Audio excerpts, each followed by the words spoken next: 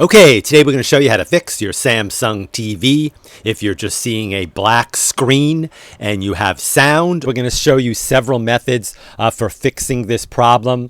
If you stay with us all the way to the end of the video and try each of these methods, there is a very high probability that this problem will be solved for you. Okay, the first thing to try here is really the simplest, and in most cases this one will actually work, so you might not even need to go on. Just basically unplug your TV from the wall, wait about 60 seconds. Now don't be impatient here, wait the 60 seconds, and then plug it back in. This will reset your TV.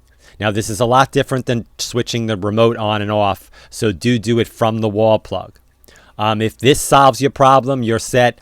If not, let's go on to the next try. Now this one sounds a little crazy, but stay with me here. It does work.